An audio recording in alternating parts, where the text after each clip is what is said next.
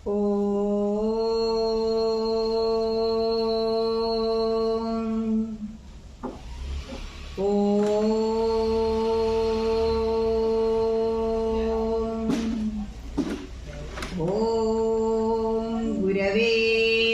സർവലോകാനാം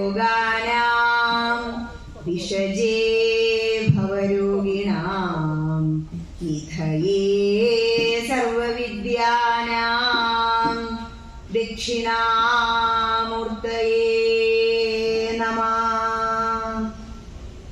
ശിവം ശിവകരം ശാന്തം ശിവാത്മാനം ശിവോത്തമം ശിവമാർഗപ്രണേതാരം പ്രണതോസ്മി സദാ ശിവം. ഭൂതനാഥ സദാനന്ദ സർവഭൂതദയാപരാ രക്ഷ രക്ഷ മഹാബാഹോ ശാസ്ത്രേ തുഭ്യം നമോ നമഃ. ഓം സർവമംഗളമംഗല്യേ ശിവേ സർവാർത്ഥസാധികേ ശരണ്യേ ത്രയംബകേ ഗൗരി നാരായണി നമോസ്തുതേ. ഓം ഗംഗണപതയേ നമഃ. ഓം സരസ്വത്യേ നമഃ. എല്ലാവർക്കും നമസ്കാരം. രത്നം വിൽക്കുന്ന കടകളിൽ തിരക്ക് പൊതുവെ വളരെ കുറവായിരിക്കും എന്നാ പറയാ. മത്സ്യം വിൽക്കുന്ന മാർക്കറ്റിൽ തിരക്ക് കൂടുതലായിരിക്കും. ആ ഒരു വചനാണ് ഇപ്പോ ഓർമ്മ വരുന്നത്. ശ്രീരാമകൃഷ്ണ പരമഹംസർ പറയുന്നതാ. കാരണം ത്രിസന്ധ്യ സമയത്ത് ഒരു ക്ഷേത്രാങ്കണത്തിൽ ഇങ്ങനെ വന്നിരുന്ന് ഈശ്വരീയമായ കാര്യങ്ങളിൽ പങ്കെടുക്കുക എന്ന് പറയുമ്പോ അത് രത്നത്തിന് തുല്യ. അവിടെ തിരക്ക് കുറവായിരിക്കും. അതേ അവസ്ഥയാണ് ഇവിടെ ഇപ്പോ നമുക്ക് അനുഭവപ്പെടുന്നത്. ഇനി കുറച്ച് സമയം കഴിഞ്ഞാൽ കണ്ണിനെയും കാതിനെയും ഒക്കെ കുളിർപ്പിക്കാൻ പലതും നമ്മെ തേടിയെത്തുമ്പോ ഇവിടെ നിറഞ്ഞു കവിയും. പക്ഷെ കഴിഞ്ഞ 3 വർഷങ്ങളിലും ഇതിലും ഭേദമായിരുന്നു. ഇന്ന് ചെറിയൊരു പ്രശ്നം ഉള്ളത് കൊണ്ടാണ് എന്ന് പറഞ്ഞു. എങ്കിലും നിശ്ചയിച്ച ഒരു കാര്യം അത് വ്യതിചലിക്കേണ്ട ആവശ്യം ഇല്ല എന്നുള്ളത് കൊണ്ട് നമുക്ക് തുടങ്ങാം. ഒരു ഭക്തി പ്രഭാഷണം കേൾക്കുക എന്ന് പറഞ്ഞാൽ അത് എത്രയോ ജന്മത്തെ സുഹൃതങ്ങളുടെ ഫലമെന്നാ പറയാം. പ്രത്യേകിച്ചും ഒരു ഭദ്രകാളി ക്ഷേത്രത്തിൽ തട്ടകത്തമ്മയ്ക്ക് മുമ്പിൽ ഇങ്ങനെ സന്ധ്യാസമയത്ത് വന്ന് ദീപാരാധനയൊക്കെ തൊഴുത് വന്നിരിക്കുക. നാമജപത്തോടുകൂടി അമ്മ അവിടെ ഇരുന്ന്, ഒരമ്മയുണ്ടായിരുന്നുള്ളൂ, ഭഗവതിയോട് പ്രാർത്ഥിക്കുന്നുണ്ടായിരുന്നു. ആർക്കെ അതിന് തോന്നും ഈ ജന്മം എന്തിന് കിട്ടി, അല്ലെങ്കിൽ എന്താണ് ഇങ്ങനെ ജനിച്ച് ഉണ്ടുറങ്ങിയിട്ട് കാരണം എന്ന് ഒരു നിമിഷമെങ്കിലും ചിന്തിച്ച ഒരു വ്യക്തി മാത്രമേ സന്ധ്യാസമയത്ത് ദീപാരാധന തൊഴാനും അവിടെ ഇരുന്ന് നാമം ചൊല്ലാനും തയ്യാറാവും. നമ്മളെല്ലാം ഇവിടെ ജനിച്ച് ജീവിച്ച് ഉണ്ടുറങ്ങി ഒരു 50, 60, 70 ആ ഒരു വയസ്സ് വരെ ജീവിക്കുന്നുണ്ട്. നമ്മുടെ ഹൈന്ദവന്റെ ഗ്രന്ഥങ്ങൾ ഇതിനെക്കുറിച്ച് വിശദമായി പറയുന്നുണ്ട്. കഴിഞ്ഞ വർഷം ഭദ്രകാളി ചരിതാണ് പറഞ്ഞത്. ഭദ്രം കരോതി ഇതി ഭദ്രകാളി. ഒരു തട്ടകത്തമ്മ, ഒരുപാട് ദേശങ്ങളുള്ളതാണ് ഒരു തട്ടകം. ആ തട്ടകത്തമ്മ നമ്മെ അങ്ങനെ ഭദ്രമായി കാത്തു സൂക്ഷിച്ചുകൊണ്ടിരിക്കുക, അഷ്ടദിക്പാലകന്മാരെ പോലെ. ആ തട്ടകത്തമ്മയ്ക്ക് മുമ്പിൽ വന്ന് ഇപ്പോ സന്ധ്യാസമയത്ത് ഇരുന്നു. ചിലർക്ക് നന്നായി ഭജന ചൊല്ലാൻ അറിയാം, ചിലരാണെങ്കിലോ സഹസ്രനാമം അങ്ങനെ സുഖമായിട്ട് ചൊല്ലും. ഭജനയാ കുറച്ചുകൂടി ലളിതമായത്. എന്താ ഭജന? ഉറച്ചു ജപിച്ചാൽ അത് ഭജനയായി. ഇപ്പോ ഇവിടെ ഞങ്ങൾ ഇരുന്നു, ഒരു ഗ്രൂപ്പായി ഭക്തമേളത്തോട് കൂടിയിട്ട് അമ്മയെ അങ്ങോട്ട് വിളിക്കുക. അമ്മേ മഹാമായേ ആദി പരാശക്തി ദേവി ദയാമയിയേ വിജ്ഞാനദായിനി. ഇങ്ങനെ അങ്ങോട്ട് ചൊല്ലി പോകുമ്പോ നമ്മളെന്നെ അങ്ങോട്ട് അലിഞ്ഞ് അതിലേക്ക് അങ്ങോട്ട് ലയിച്ചു ചേരും. കാരണം തട്ടകത്ത് അമ്മയോട് വളരെ വിനയപൂർവ്വം വിളിക്കുക. എന്താ പറയണത്? ഹേ പരാശക്തിയായ അമ്മേ, എനിക്ക് വിജ്ഞാനം നൽകിയാലും ദയാമയിയല്ലേ, അമ്മയോളം കരുണ ആർക്കും ഇല്ല. അതുകൊണ്ടാ തട്ടകത്തമ്മയായി ശ്രീ ഭദ്രകാളിയെ വെച്ചിരിക്കുന്നത്. ദേവി മഹാത്മ്യം ഭഗവത്ഗീതയ്ക്ക് തുല്യ. മാർക്കണ്ഡേയ മഹർഷിയെ ഓർക്കാതെ ദേവി ക്ഷേത്രത്തിൽ ഒന്നും ചെയ്യരുത് എന്ന. കാരണം മാർക്കണ്ഡേയ മഹർഷിയാണ് ദേവി മഹാത്മ്യം, ദേവി ഭാഗവതം ഒക്കെ രചിച്ചു വെച്ചിരിക്കുന്നത്. ഈ ദേവി മഹാത്മ്യത്തിൽ ആദ്യ ഭാഗം അർഗളം എന്ന് പറയും.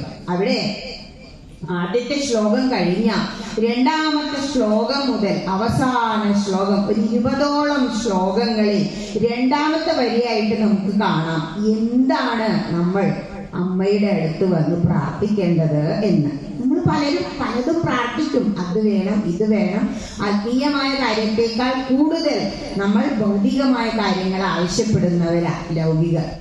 പക്ഷെ അവിടെ പറയുന്നുണ്ട് രൂപം ദേഹി ജയം ദേഹി യശോ ദേഹി ദ്യുഷോ ജഹി. ഇത് തന്നെ 20 ശ്ലോകങ്ങളിൽ രണ്ടാമത്തെ വരിയായി വരുന്നു.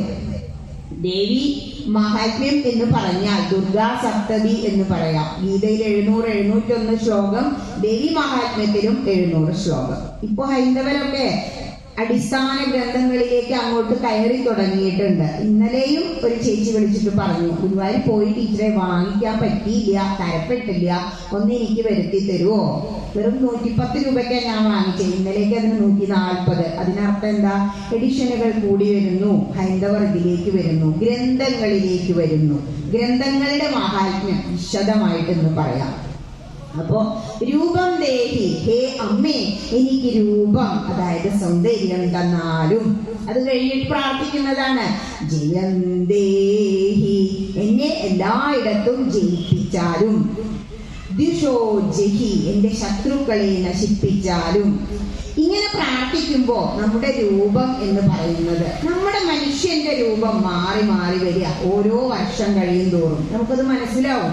10 വയസ്സാകുമ്പോഴത്തെ രൂപം അല്ല 30 വയസ്സാകുമ്പോ, 60 വയസ്സാകുമ്പോ വീണ്ടും നമ്മൾ മാറി. ഇങ്ങനെ മാറി മാറി വന്ന് ജനിച്ച് ജീവിച്ച് വരുമ്പോ രൂപം തരണേ എന്ന് പ്രാർത്ഥിക്കുന്നത് എന്താ? നമ്മുടെ മനസ്സിന്റെ സൗന്ദര്യമാണ് നമ്മളുടെ സൗന്ദര്യം, അതാണ് നമ്മളുടെ രൂപം. അല്ലാതെ ഈ രൂപം മാറാതിരിക്കില്ല. മറ്റൊന്ന് ജയം ദേഹി, എന്നെ സർവ ദിക്കിലും ജയിപ്പിച്ചു തരണേ.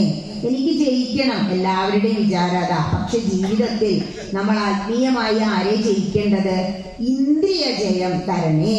അതായത് നമുക്ക് നമ്മുടെ മുഖത്ത് തന്നെ വെച്ചിരിക്കുന്നുണ്ട് 4 ഇന്ദ്രിയങ്ങൾ. ഏതൊക്കെയാ? പഞ്ചേന്ദ്രിയങ്ങളെ ജയിക്കണം. 50 വയസ്സാകുമ്പോഴേക്കും നിങ്ങൾ പഞ്ചേന്ദ്രിയങ്ങളെ ജയിക്കണം. ഗ്രന്ഥങ്ങൾ പറയുന്നതാ. ഏതൊക്കെയാ പഞ്ചേന്ദ്രിയങ്ങള്? 2 കാത്, 2 മൂക്ക്, നാക്ക്, പിന്നെ ശരീരാസകലമുള്ള ത്വക്ക്. ഈ ഇന്ദ്രിയ സുഖം, അവയെ നമ്മൾ ജയിക്കണം. ഇന്ദ്രിയങ്ങളെ ജയിക്കണമേ എന്നാ പ്രാർത്ഥിക്കേണ്ടത്. എനിക്ക് നല്ല ഒരു സുന്ദരമായ മനസ്സു തരണേ എന്നാ പ്രാർത്ഥിക്കേണ്ടത്. യശോദേഹി, എനിക്ക് യശസ്, കീർത്തി തരണം. എങ്ങനെയാ കീർത്തി വരിക? ഇപ്പൊ ഭഗവതി എന്ന് പറഞ്ഞാൽ 6 ഭഗങ്ങൾ ഉള്ളവൾ ഭഗവതി. ഏതൊക്കെയാ 6 ഭഗങ്ങൾ? ശ്രീ, വീര്യം, ഐശ്വര്യം, യശസ്. അതായത് ഐശ്വര്യം, ശ്രീ, നമ്മളെ തേടി എത്തുമ്പോ നമ്മൾ വീര്യവാനാകുന്നു. ആദ്യത്തെ 3 അതാ. വീര്യവാനായി നമ്മൾ അങ്ങനെ ജ്ഞാനം നേടണം. അപ്പൊ ജ്ഞാനം നേടുമ്പോ നമുക്ക് എന്തുണ്ടാകും? യശസ് ഉണ്ടാകും. കാരണം നമ്മൾ എത്രയാലും ശുദ്ധാവില്ല, ദിവസേന കുളിക്കുന്നുണ്ട് അല്ലെ. രമണ മഹർഷി പറയും, ഇത് ഒരു മാലിന്യം നിറച്ചു വെച്ച ബക്കറ്റാ. അപ്പോ ഈ ശരീരത്തെക്കാൾ കൂടുതൽ ശുദ്ധികരമായിട്ടുള്ളത് ജ്ഞാനമാണ് എന്ന് ഭഗവത്ഗീത പറയുന്നു. ഈ ലോകത്ത് വെച്ച് ഏറ്റവും ശുദ്ധികരമായത് ജ്ഞാനമാണ്. അതുകൊണ്ട് നീ എന്ത് നേടണം? ജ്ഞാനം നേടണം. ആരും കള്ളം കൊണ്ടുപോകാത്ത ഒരേ ഒരു മുതലെന്താ? നമ്മളുടെ വിവരം, അറിവ്. ഏറ്റവും നല്ല സുഹൃത്ത് അറിവ്, ജ്ഞാനമാണ്. ഈ ജ്ഞാനം നേടുമ്പോ കുറച്ചൊക്കെ അറിവ് ഒരാൾക്ക് ഉണ്ടെന്ന് തോന്നുമ്പോൾ നമ്മളെ തേടി യശസ് പലരും നമ്മളെ അന്വേഷിച്ച് ഇങ്ങോട്ട് വരും. അത് കഴിഞ്ഞിട്ടോ യശസ്സും നേടിക്കഴിഞ്ഞാൽ അവസാനം എന്ത് വേണം? വൈരാഗ്യം. ഏത് ജ്ഞാനം നേടിയാലാണ് നമുക്ക് വൈരാഗ്യ ബുദ്ധി ഉണ്ടാകുന്നത്? ഈ 6 ഭഗങ്ങൾ ഇതിൽ എന്താ? പഞ്ചേന്ദ്രിയങ്ങളെ ജയിക്കണം 50 വയസ്സാകുമ്പോഴേക്ക്. അറിവ് നേടിക്കൊണ്ട് പഞ്ചേന്ദ്രിയങ്ങളെ ജയിക്കണമെങ്കിൽ, ഈ ഇന്ദ്രിയങ്ങളെ ജയിക്കണമെങ്കിൽ ആത്മീയമായ അറിവ് ഉണ്ടായിരിക്കണം. ആ ആത്മീയ അറിവ് കിട്ടുന്നതിനാണ് ഇങ്ങനെയുള്ള പരിപാടികൾ വെക്കുന്നത്. പക്ഷെ എല്ലാവരെയും എന്തിന്റെ പുറകെയാ? കണ്ണിനെ സുഖിപ്പിക്കാൻ സന്ധ്യയ്ക്ക് വിളക്ക് വെച്ച് കഴിഞ്ഞാൽ ഈ വെട്ടി തുറക്കും. നമ്മള് കണ്ണിനെ ഇങ്ങനെ സുഖിപ്പിക്കും. കുറച്ച് കഴിഞ്ഞാൽ കണ്ണ് ചീത്തയാവും. നല്ല സംഗീതം കേൾക്കാൻ, അല്ലെങ്കിൽ അങ്ങനെ ഇരുന്ന്, അല്ലെങ്കിൽ മറ്റുള്ളവരെ ദുഷിച്ച് പറയുന്നത് കേൾക്കാനാ ചിലർക്ക് ഇഷ്ടം. അപ്പൊ കാതുകളെ സുഖിപ്പിക്കാം. ഇനിയോ അതും അല്ലെങ്കിൽ ഭക്ഷണം കഴിക്കുക. ഇതന്നെ ഒരു സുഖം അല്ലെ? എത്ര വർഷമായി കഴിക്കണു, ഒരു മടുപ്പില്ലാത്തൊരു കാര്യം. അപ്പോ ഭക്ഷണം കഴിച്ചുകൊണ്ടിരിക്കുക, നാവിനെ സുഖിപ്പിക്കുക. ഇനി അതും അല്ലെങ്കിലോ ശരീരസുഖം, ത്വക്കിനെ സുഖിപ്പിക്കാൻ വേണ്ടി നമ്മൾ അങ്ങനെ ഇരിക്കും. അതാണ് പഞ്ചേന്ദ്രിയങ്ങള്. ഈ വക ചിന്തകളിൽ നിന്നെല്ലാം 50 വയസ്സാകുമ്പോഴേക്കും നീ ജയിക്കണം. അതാണ് 50 വയസ്സാകുമ്പോഴേക്കും പഞ്ചേന്ദ്രിയങ്ങളെ ജയിക്കണം എന്ന് പറഞ്ഞത്. ഇനി 10 വർഷം കൂടി കഴിഞ്ഞു, ഇന്ദ്രിയങ്ങളെ എല്ലാം ജയിച്ചു, TV കാണല് നിർത്തി, പാട്ടുമല്ലാതെ കൂടുതലൊന്നും തട്ടുപൊളിപ്പൻ പാട്ടൊന്നും കേൾക്കാതെയായി, ദൂഷിച്ച് പറയാതെയായി, മനസ്സ് ശുദ്ധമാക്കി, ത്വക്കിന്റെ പിറകെ പോകാതെയായി. കാരണം ത്വക്കൊക്കെ ചുളിഞ്ഞതായി ഉണ്ടാവും 60 വയസ്സാകുമ്പോഴേക്ക്. അപ്പൊ പിന്നെ ശരീര സംരക്ഷണമൊക്കെ നിർത്തും. അപ്പൊ എന്താണ്? 60 വയസ്സാകുമ്പോഴേക്കും നിങ്ങൾ ഷഡ്വൈരികളെ പോലെയാകണം. എന്താ ഷഡ്വൈരികളുടെ പ്രത്യേകത? ഷഡ്വൈരം എന്താണ്? 6 കാര്യങ്ങളിൽ നമുക്ക് വൈരം വരണം, വൈരാഗ്യം ഉണ്ടാവണം. ഭഗങ്ങൾ, 6ാമത്തെ ഭഗം. എന്താ വൈരാഗ്യം എന്ന് പറഞ്ഞ അയൽവാസിയോട് വലിയ വൈരാഗ്യ അല്ലെ? അതല്ല. നമ്മൾ ധർമാർത്ഥ കാമമോക്ഷങ്ങളെ കുറിച്ച് ചെറുപ്പത്തിൽ കുട്ടിക്ക് പറഞ്ഞു കൊടുക്കും. ധർമ്മത്തിലൂടെ കാമം, ആഗ്രഹങ്ങൾ സാധിച്ച് അർത്ഥം നേടി അവസാനം നീ മോക്ഷം പ്രാപിക്കണം. ആ കാര്യങ്ങൾ തന്നെയാണ് ഇവിടെ ജയിക്കണം എന്ന് പറഞ്ഞത്. നമുക്ക് എന്താ? എല്ലാത്തിനോടും കാമം, അർത്ഥത്തിനോട് കാമം, ആഗ്രഹങ്ങളെ, കാമത്തെ നാം ജയിക്കണം. കാമം മാത്രല്ല, നമുക്ക് മതം, മാത്സര്യം, ഇതൊക്കെ നമ്മുടെ മനസ്സിലുണ്ട്. ഇങ്ങനെയുള്ള 6 കാര്യങ്ങളെ നിങ്ങൾ ജയിക്കണം. ആഗ്രഹങ്ങളെ ജയിക്കണം. മത്സര്യങ്ങളെ, മതം എന്ന് പറയുമ്പോഴും ആഗ്രഹങ്ങളാ. മത്സര്യം, മറ്റുള്ളവരുള്ള മത്സരത്തെ ജയിക്കണം. ഇങ്ങനെയുള്ള കാര്യങ്ങളെല്ലാം ജയിക്കുന്നതിനെ കുറിച്ചാണ് ഷഡ്വൈരികൾ എന്ന് പറയുന്നത്. ഈ ഷഡ്വൈരികളെ പോലെ എല്ലാത്തിനെയും മറികടന്നു കഴിഞ്ഞ് 70 വയസ്സാകുമ്പോഴേക്ക് നിങ്ങൾ സപ്തർഷികളെ പോലെ ജ്വലിക്കണം. ആരാ സപ്തർഷികൾ?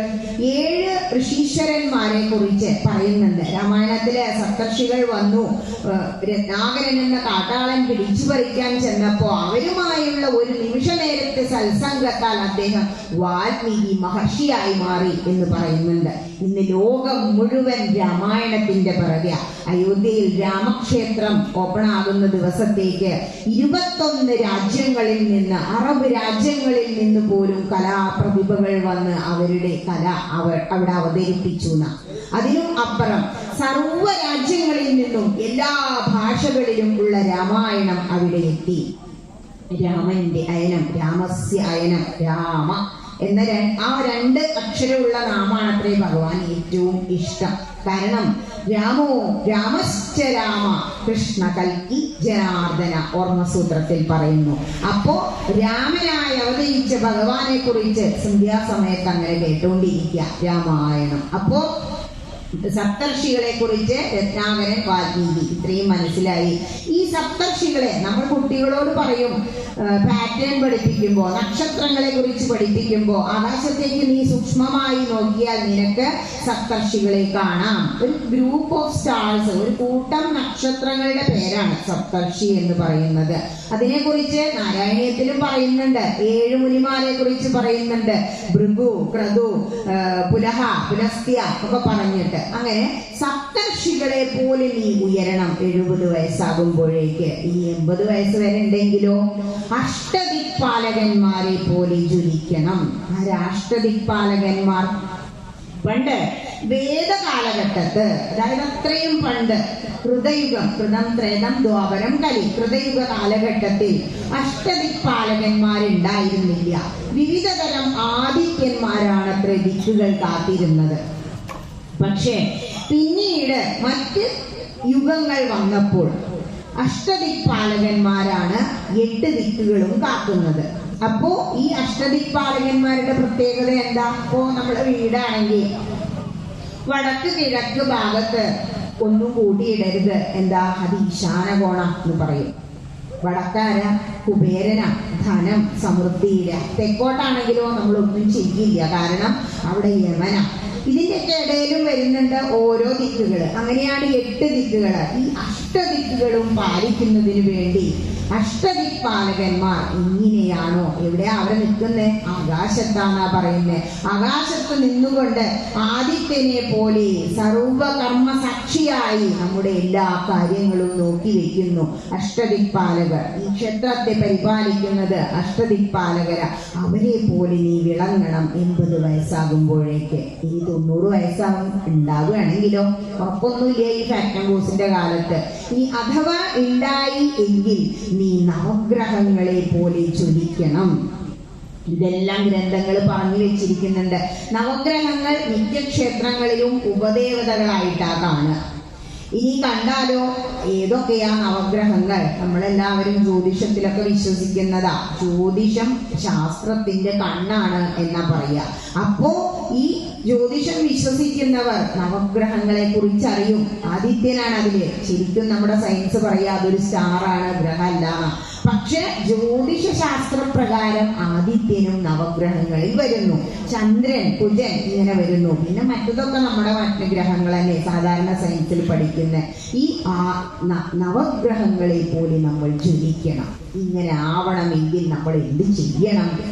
ആത്മീയമായ ഒരു സംസ്കാരത്തിലൂടെ നമ്മൾ ഉയർന്നു വരണം. ഈ പരാശക്തിയായ ശ്രീ ഭഗവതി നമ്മെ അനുഗ്രഹിച്ച് ഇങ്ങനെ വർഷാവർഷം ഇവിടെ ഇരുന്ന് ഒരു ഭക്തി പ്രഭാഷണം നമ്മുടെ ചെവിയിൽ വന്ന് വീഴാൻ, ഇന്ന് മാത്രമല്ല നാളെയും മറ്റന്നാളും കുറിച്ച് വെച്ചിട്ടുണ്ട്. അത് വലിയ ഒരു അനുഗ്രഹം. കാരണം ഒരുപാട് കാര്യങ്ങൾ ചെയ്ത് ഓട്ടപ്പാച്ചിലിൽ നടക്കുന്ന മനുഷ്യന്, ലൗകികൻ എല്ലാത്തിലും ഉയർന്നു നിൽക്കുന്നവനാണ് പറയുക. കാരണം ഈ ലൗകികനെ ആശ്രയിച്ചുകൊണ്ടാ സന്യാസി സഭ നിലനിൽക്കുന്നത്, ബ്രഹ്മചാരി നിലനിൽക്കുന്നത്, മറ്റുള്ള എല്ലാ സർവ്വ ജീവജാലങ്ങളും നിലനിൽക്കുന്നത്. അതുകൊണ്ട് ലൗകികനെ നമ്മൾ വണങ്ങണം. പക്ഷെ ആ ലൗകികം ഗൃഹസ്ഥാശ്രമി എങ്ങനെയാ ജീവിക്കേണ്ടത് എന്ന്, പഞ്ചമഹായജ്ഞങ്ങൾ ചെയ്യേണ്ടത് എന്ന് നമ്മുടെ ഗ്രന്ഥങ്ങൾ പറയുന്നു. സനാതന ധർമ്മം വിശ്വസിക്കുന്ന ഒരു വ്യക്തി ഇങ്ങനെ ക്ഷേത്രാങ്കണത്തിൽ വന്നിരുന്ന് എന്താണ് സനാതന ധർമ്മം എന്നറിയണം. അതിനാണ് ഇങ്ങനത്തെ പരിപാടികൾ. സനാതനം എന്ന് പറഞ്ഞാൽ നശിക്കാത്തത്, എന്നും നിലനിൽക്കുന്നത്. ഈ ലോകത്തിൽ ഒരുപാട് മതങ്ങൾ ഉണ്ടായിരുന്നു, ആചാരങ്ങൾ ഉണ്ടായിരുന്നു. ബുദ്ധമതം പോയില്ലേ, ജൈനമതം പോയില്ലേ, ഇങ്ങനെ ഈ ലോകത്ത് ഒരുപാട് മതങ്ങൾ ജനിച്ച് ജീവിച്ച് വളർന്ന് മണ്ണടിഞ്ഞു പോയി. പക്ഷേ ഹൈന്ദവ മതം എന്ന് പറയുന്നത്, സനാതന മതം എന്ന് പറയുന്നത് ഇന്നും നിലനിൽക്കുന്നു. കാരണം അതിന്റെ അർത്ഥം തന്നെ എന്താ? സനാതനം, നശിക്കാത്തത്. സനാതന എന്ന് വിളിക്കുന്നുണ്ട് ഭഗവത്ഗീതയില് ഭഗവാൻ. അതുപോലെ ധർമ്മം. ഇനി എന്താ ധർമ്മം? നശിക്കാത്ത ഒരു ധർമ്മം, അതാണ് ഹൈന്ദവ മതം. എന്താണ് ധർമ്മം? ആചാര്യസ്വാമി പറയുന്നുണ്ട്, ധർമ്മം എന്ന് പറയുമ്പോ ജഗതഃ സ്ഥിതി കാരണം പ്രാണിനാം സാക്ഷാൽ അഭ്യുദയ നിശ്രേയസ ഹേതുഹു യഹ സഹ ധർമ്മ. എന്താ മനസ്സിലായേ? ഈ സംസ്കൃത ശ്ലോകങ്ങൾ കേൾക്കുമ്പോ ഒന്നും മനസ്സിലാവില്ല. പക്ഷേ ജഗതഃ സ്ഥിതി കാരണം, ഈ ജഗത്തിന്റെ, ലോകത്തിന്റെ ഇങ്ങനെയുള്ള നിലനിൽപ്പിന് കാരണം എന്താണ്?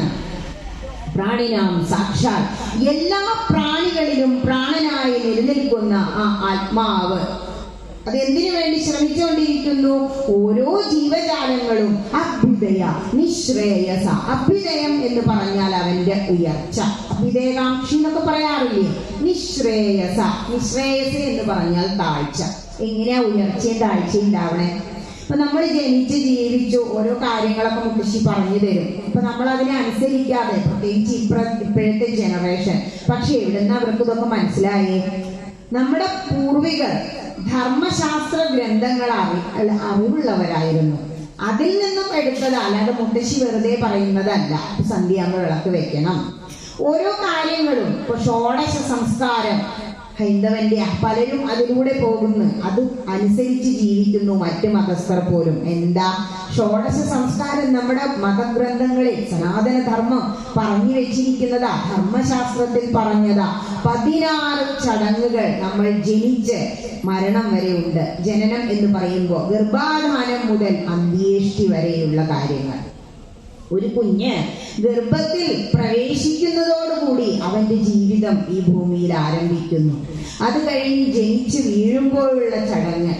ജനിച്ച ഒരു കുഞ്ഞിനെ കിട്ടിക്കഴിയുമ്പോ ആ കുഞ്ഞിന്റെ ചെവിയിൽ ഓങ്കാരം മുഴക്കി കൊടുക്കുന്നു, തുളസി തീർത്ഥം കൊടുക്കുന്നു എന്നാ പറയുന്നത്. അത് കഴിഞ്ഞ് അവന് വേണ്ടിയുള്ള ഓരോ ചടങ്ങുകളും, അവന്റെ ചോറൂണ് കർമ്മം ഇപ്പൊ നമ്മൾ ചെയ്യുന്നില്ലേ? മുത്തശ്ശനും പറഞ്ഞു 6 മാസത്തിൽ ചോറ് കൊടുക്കണം. ഇത് ധർമ്മശാസ്ത്ര ഗ്രന്ഥങ്ങളിലുള്ളതാ, ഷോഡശ സംസ്കാരത്തിൽ ഒന്നാ. ഇനി മുടി മുറിക്കണം, 1 വയസ്സ് തികയട്ടെ എന്ന് പറയും, അതും ഷോഡശ സംസ്കാരത്തിൽ ഒന്നാണ്. ഇതൊക്കെ നമ്മൾ അറിഞ്ഞിരിക്കണം, അറിഞ്ഞ് ആരാധിക്കണം. എന്തിനാ ഇതൊക്കെ ഇങ്ങനെ ചെയ്യണേ എന്നുള്ളത് നമ്മൾ അറിയണം. കാരണം ഇതെല്ലാം ഹൈന്ദവന്റെ മതഗ്രന്ഥങ്ങളിൽ എഴുതി വെക്കപ്പെട്ടതാണ്.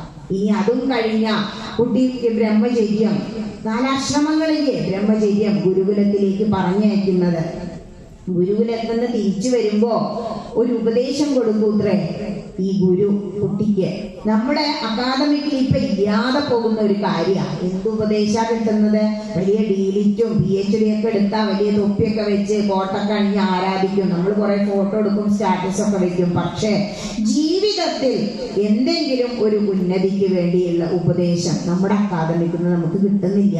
അതുകൊണ്ടാണ് മറ്റുള്ളവരവരുടെ മതം അവരുടെ കുഞ്ഞുങ്ങളെ പഠിപ്പിക്കണേ. നമ്മളോ ധർമ്മപാഠശാല തുടങ്ങിയാലും അതങ്ങനെ അരിച്ചങ്ങോട്ട് ഇല്ലാതെയവ ചെയ്യുന്നത്. കാരണം ആർക്കും താല്പര്യമില്ല. ഇനി ഈ ബ്രഹ്മചര്യം ഗുരുകുലവാസം, ബ്രഹ്മചര്യ കാലം കഴിഞ്ഞ് ഒരു 20-25 വയസ്സാകുമ്പോഴേക്ക് അത്ര കുട്ടി തിരിച്ചു വരിക. അപ്പോ ആചാര്യൻ കൊടുക്കുന്ന ഉപദേശം തൈത്തിരീയ ഉപനിഷത്തിലുള്ളതാ.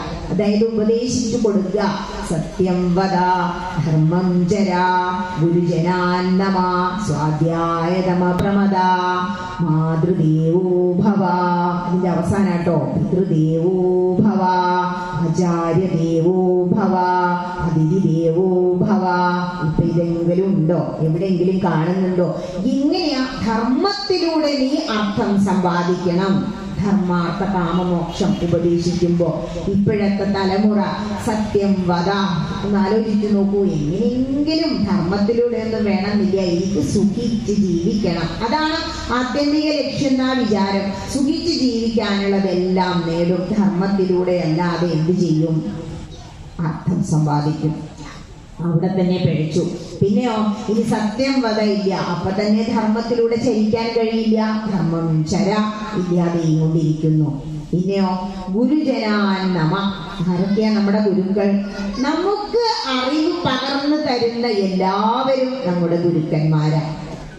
ഭാഗവതം എടുത്തു വെച്ച പെരുമ്പാമ്പ് മുതൽ പിങ്കള വരെ, കുരരം, വേട്ടാളൻ എല്ലാം എന്താ ഗുരുക്കന്മാരാ. 24 ഗുരുക്കന്മാരെ കുറിച്ച് പറയുന്നുണ്ട്. കാരണം നമുക്കൊന്നും അറിയില്ല. ജനിച്ച് വീഴുമ്പോ ഇങ്ങനെ കൈ മുറുക്കി പിടിക്കും എല്ലാം എനിക്ക്. പക്ഷേ ഒരു ക്ലിയർ സ്ലൈറ്റ് ആണ് നമ്മുടെ മനസ്സ്.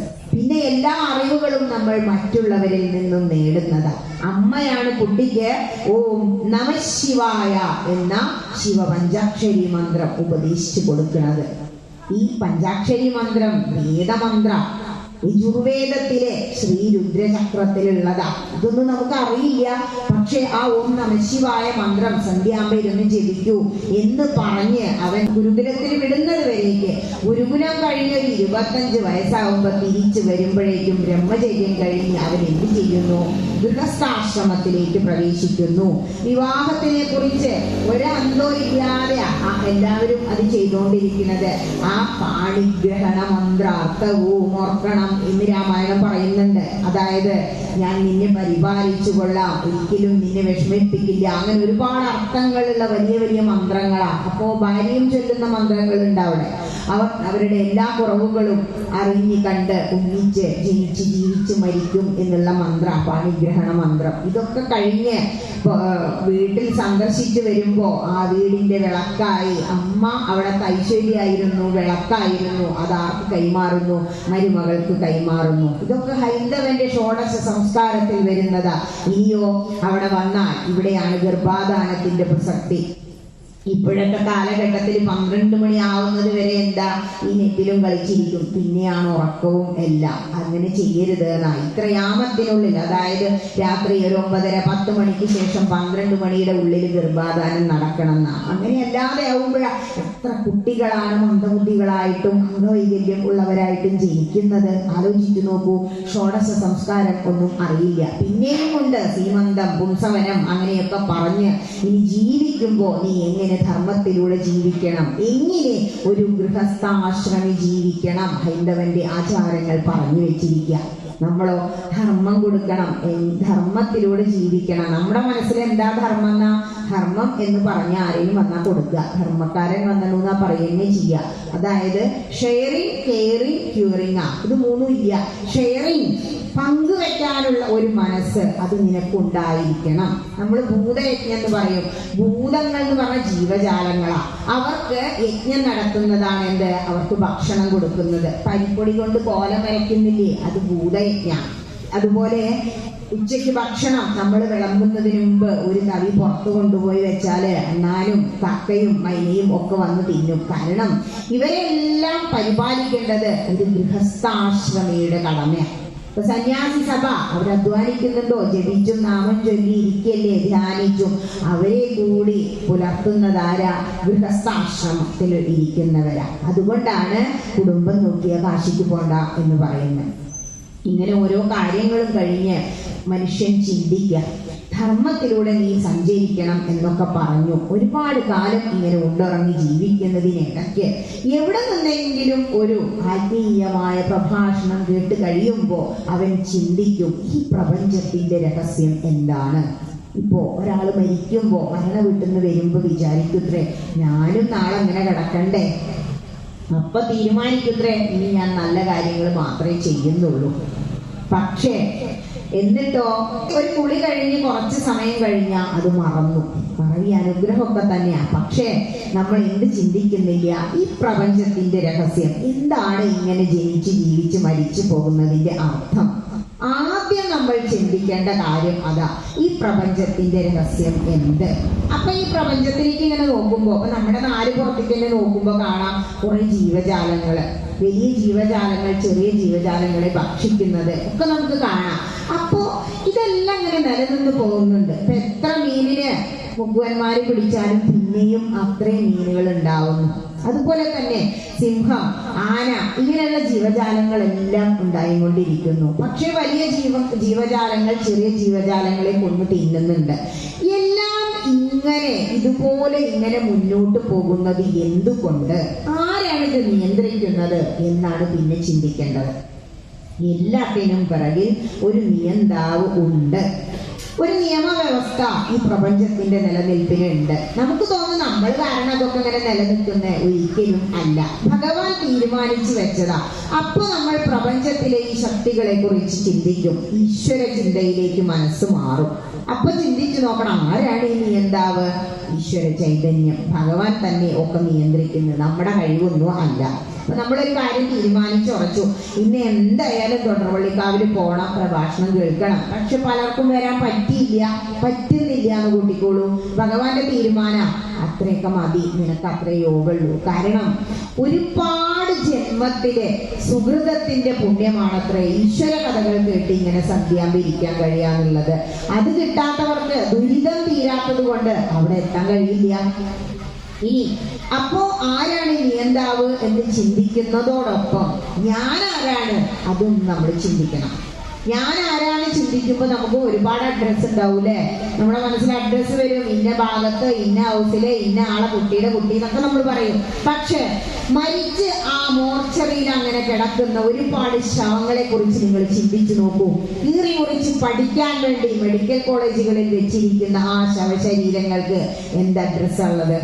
അപ്പോ നമുക്ക് സ്വന്തമായിട്ടൊരു അഡ്രസ് ഇല്ല. അപ്പൊ നമ്മൾ ചിന്തിക്കണം, ഞാൻ ആരാണ്? ഈ ഞാൻ എന്ന് പറയുന്ന ശരീരം നമ്മൾ വിചാരം ഇതാണ് നമ്മൾ എന്നാണല്ലോ. ഇത് അനുനിമിഷം മാറിക്കൊണ്ടിരിക്കുന്നു.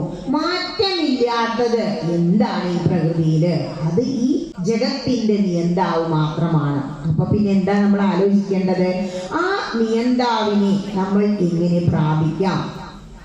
എന്താണ് ഈ ജീവിതത്തിന്റെ ലക്ഷ്യം? ഇങ്ങനെ ഉണ്ടുറങ്ങി കുറകാലായി കഴിയണു.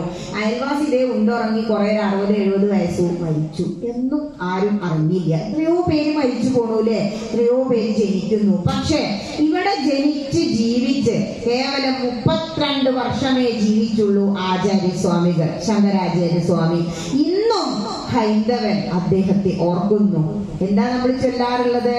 സദാശിവ സമാരംഭാം ശങ്കരാചാര്യ മധ്യമാം അസ്മദാചാര്യ പര്യന്താം വന്ദേ ഗുരുപരമ്പരാം.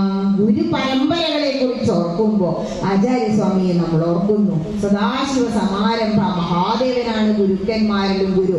അവിടെ നിന്ന് ഇങ്ങോട്ട് മഹാദേവനെ ഓർക്കുന്ന അതേ സ്ഥാനത്ത് ശങ്കരാചാര്യസ്വാമികളെ ഓർക്കുന്നു. നമ്മളെല്ലാം ഇവിടെ ജനിച്ചു വന്നിട്ട് 10, 40, 50 വർഷം കഴിഞ്ഞൂലേ? ഒരു ആത്മപരിശോധന നടത്തി നോക്കൂ, ഞാൻ എന്താ ചെയ്തത്? കാരണം നമ്മൾ സന്യാസി സഭയെ നോക്കുമ്പോൾ അവർ ചെയ്യുന്ന പല കാര്യങ്ങളും ഈ സമൂഹത്തിന് ഗുണകരമായതാണ് എന്ന് കാണാം. അങ്ങനെയാകുമ്പോ ഒരു ഗൃഹസ്ഥാശ്രമി എന്തെല്ലാം ചെയ്യണം? അതാണ് ആശ്രമ വർണ്ണാശ്രമ ധർമ്മങ്ങളെ കുറിച്ച് പറയുന്നത്. ഇനി ഇങ്ങനെ ഇവിടെ വന്നു ഉണ്ടുറങ്ങി ജീവിച്ചാൽ മതിയോന്ന് ചിന്തിച്ചു പോരാ, ആത്മസാക്ഷാത്കാരം നേടണം. അതിനെന്താ ചെയ്യാ? അതിനു വേണ്ടിയാണ് ക്ഷേത്ര സങ്കല്പം. ക്ഷയാതു ത്രായതേ ഇതി ക്ഷേത്ര. മാനസികമായ, ശാരീരികമായ, ഭൗതികമായ എല്ലാ ക്ഷയങ്ങളിൽ നിന്നും ത്രായതേ, നമ്മളെ ഉയർത്താൻ കഴിവുള്ളതാണ് ക്ഷേത്രങ്ങൾ. ഇങ്ങനെ വേണം. ക്ഷേത്രം എന്ന് പറയുമ്പോ 5 കാര്യങ്ങൾ ഉണ്ടാവണമെന്ന ആചാര്യ തപസാമ്നായ ജപേന നിയമേന ച ഉത്സവേന അന്നദാനേന ക്ഷേത്രാഭിവൃദ്ധി പഞ്ചത. ക്ഷേത്രത്തിന് അഭിവൃദ്ധി ഉണ്ടാവണമെങ്കിൽ 5 കാര്യങ്ങൾ വേണം. നമ്മൾ എന്താ ചെയ്യുന്നേ? അവസാനം പറഞ്ഞ 2 കാര്യം എല്ലാ അമ്പലത്തിലും ഉണ്ട്, ഉത്സവം, അന്നദാനം, ഇല്ലേ? പക്ഷെ ആദ്യം വേണ്ടത് ആചാര്യനാ. കാരണം മറ്റുള്ള എല്ലാ യുഗങ്ങളിലും യാഗങ്ങളും യജ്ഞങ്ങളും തപസ്സും ചെയ്തു കഴിഞ്ഞാൽ ഒരു മോക്ഷം കിട്ടുമായിരുന്നു. പക്ഷേ അത്രയൊന്നും ബുദ്ധിമുട്ടാൻ കലികാലത്തിലുള്ളവർക്ക് ആയുസ്സില്ല. 400 വയസ്സ് വരെ ആരും ജീവിക്കുന്നില്ല. ഒന്നാമത്. രണ്ടാമത് ആരോഗ്യം കുറവാ, വലിപ്പം കുറവാ. ഒക്കെ ഹ്രസ്വകായകന്മാരാ. അവരെ കൊണ്ട് സാധിക്കുന്നത് എന്താ? നാരദ മഹർഷി ചോദിക്കുക, ഹേ കൃഷ്ണ, കലികാലല്ലേ വരുന്നേ, ഈ കലിയുടെ ദോഷം മാറാൻ എന്താ അപ്പൊ ചെയ്യണ്ടേ? അപ്പൊ പറയാ, കലിദോഷം തീരാനേ ഷോഡശാക്ഷര മന്ത്രം ചൊല്ലിയാൽ മതി. കാരണം വേദമന്ത്രങ്ങളൊക്കെ ചൊല്ലണമെങ്കിൽ ഒരുപാട് നിയമങ്ങൾ നമ്മൾ പാലിക്കണം. അതിന്റെ ദീർഘം, സ്വരിതം, അനുദാത്തം, ഉദാത്തം, ഒരുപാട് കാര്യങ്ങളുണ്ട്. അല്ലെങ്കിൽ അത് തെറ്റി ചൊല്ലിക്കഴിഞ്ഞാൽ ദോഷം. ഒരു നിയമങ്ങളും ഇല്ലാത്ത ഒരു മന്ത്രമുണ്ട്. അതെന്താ? ഹരേ രാമ രാമ രാമ ഹരേ ഹരേ, ഹരേ കൃഷ്ണ കൃഷ്ണ കൃഷ്ണ ഹരേ ഹരേ. കലിസന്ധാരണോപനിഷത്തിലുള്ളതാ. ഈ മന്ത്രം ചൊല്ലിക്കഴിഞ്ഞാൽ എല്ലാ ദോഷങ്ങളും മാറും. അതെന്താ? നാമസങ്കീർത്തനത്തിന്റെ പ്രസക്തി. ഒരു ക്ഷേത്രത്തിൽ ആദ്യം ഒരാചാര്യൻ ഉണ്ടെങ്കിൽ അവിടെ എന്ത് നടക്കും? ജ്ഞാനയജ്ഞം നടക്കും. പണ്ട് യാഗങ്ങളും യജ്ഞങ്ങളും ഹോമങ്ങളും ചെയ്താൽ മാത്രം നമുക്ക് മോക്ഷം കിട്ടിയിരുന്നു എങ്കിൽ ഈ കലികാലത്ത് എന്ത് മതി? ജ്ഞാനയജ്ഞം നടത്തിയാൽ മതി. അതിനാണ് ആചാര്യൻ വേണം. പിന്നെ എന്താ? തപസ്. നമ്മുടെ മുഖമണ്ഡപം കണ്ടു, അവിടെ ആമ്നായ ജപം, വേദജപം, നാമസങ്കീർത്തനം നടക്കും. അത് വേണമെങ്കിൽ എന്ത് വേണം? തപസ് വേണം. തപസ് എന്ന് പറഞ്ഞാൽ നമ്മുടെ പഠനകാലം ഒരു തപസ്സ. ഗ്രന്ഥങ്ങളിലൂടെ യാത്ര ചെയ്യുന്നത് നമ്മളുടെ ഒരു തപസ്സ. അപ്പൊ എന്ത് വേണം? വെറുതെ ഇവിടെ അങ്ങനെ വന്ന് തൊഴുതു പോയാൽ LKG മാത്രം. നമ്മൾ എന്ത് ചെയ്യണം? ആമ്നായ ജപം നടത്തുന്നതിന് വേണ്ടി ഗ്രന്ഥങ്ങളിലൂടെ യാത്ര ചെയ്യണം. അത് തപസ്സായി. പിന്നെ ഉത്സവം നടത്തണം. ഉത്സവം എന്ന് പറഞ്ഞാൽ ഉത്സാഹമുള്ളത്, അതാണ് ഉത്സവം എന്ന് പറയുന്നത്. മനസ്സിന് നല്ല ഉത്സാഹമല്ലേ ഉത്സവം ഉണ്ട് പറയുമ്പോൾ. ഇപ്പൊ സ്റ്റേജൊക്കെ ആയി, സൗണ്ടും മൈക്കും ഒക്കെ വന്നു, നല്ല ഒരു പാട്ട് പാടാൻ അറിയുന്ന വ്യക്തി ഉണ്ടെങ്കിൽ അദ്ദേഹത്തിന് ഇത്രയും വലിയൊരു ഉത്സവം വേറില്ല. മനസ്സിന്റെ ഉത്സവമാണത്. ഈ അന്നദാനോ എപ്പോഴും ബുദ്ധിമുട്ടുന്നത് എന്താ? വീട്ടിൽ ചെന്നാൽ ഇവിടുത്തെ പരിപാടി കഴിഞ്ഞാൽ പിന്നെ ഇനി അടുക്കളയിൽ കയറി ആരാ? സ്ത്രീകളാ. അവർക്ക് വേണ്ടി കൂടി കരുതി ആയിരിക്കാം ഈ അഞ്ചാമതായിട്ട് അന്നദാനം വേണമെന്ന് പറഞ്ഞു വെച്ചത് എന്ന് തോന്നും. അന്നദാനം മഹാദാനം. ഇപ്പൊ പലരും പലതും ക്ഷേത്രത്തിലേക്ക് വഴിപാടൊക്കെ ആയിട്ട് പറയും, നോട്ടീസിലൊക്കെ കണ്ടില്ലേ. അപ്പോൾ നമുക്ക് അതിനൊരു അവസരമാണെന്ത്? അന്നദാനം ഉണ്ടായിരിക്കുമ്പോൾ അന്നദാനം ചെയ്യുക ഏറ്റവും മഹത്തായ കാര്യം.